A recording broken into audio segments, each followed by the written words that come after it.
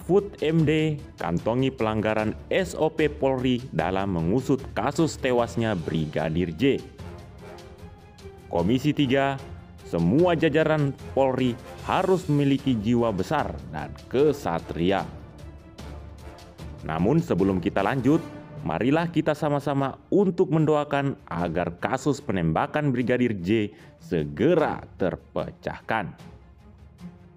Menteri Koordinator Bidang Politik, Hukum dan Keamanan Menko Polhukam, Mahfud MD menyatakan dirinya mengantongi catatan mengenai pelanggaran standar operasional prosedur SOP yang Polri lakukan dalam menangani kasus kematian Nofriansah Yosua Huta Barat atau Brigadir J. Hanya saja Mahfud ogah membocorkan catatannya itu. Semua ada, tapi masa saya bicarakan, ujar Mahfud MD saat ditemui di kantor Kemenko Polhukam, Jakarta, Rabu 3 Agustus 2022. Mahfud MD mengatakan dirinya sudah mengumpulkan catatan dari berbagai pihak mengenai kasus tersebut.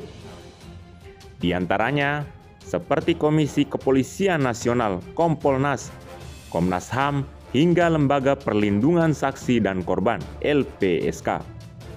Sehingga saya punya catatan lengkap dari keluarga Brigadir J, ada dari intelijen, ada dari purnawirawan polisi, ada dari sumber-sumber perorangan di Densus juga BNPT tuturnya. Dia berjanji akan menyampaikan pandangannya mengenai kematian Brigadir J. Walau begitu, pandangan Mahfud MD tak akan berpengaruh terhadap proses hukum yang sedang berjalan. Saya tidak boleh ikut campur. Tugas saya adalah mengawal kebijakan atau arahan Presiden bahwa kasus harus dibuka dengan benar, imbuh Mahfud MD.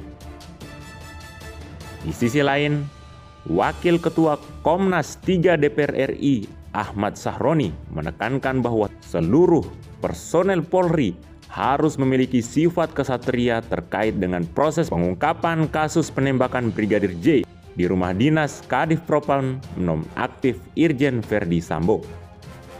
Saya sangat berharap semua jajaran di Polri dari atas ke bawah harus memiliki sifat kesatria dan berjiwa besar dalam menghadapi hal-hal seperti ini, kata Sahroni pada wartawan Jakarta, Rabu 3 Agustus 2022. Anggota DPR fraksi Partai Nasdem tersebut meyakini bahwa Kapolri Jenderal Listio Sigit Prabowo akan menyelesaikan perkara tersebut dengan transparan dan akuntabilitas. Dalam pengungkapan kasus ini, tim khusus yang dibentuk mengedepankan pendekatan scientific crime investigation.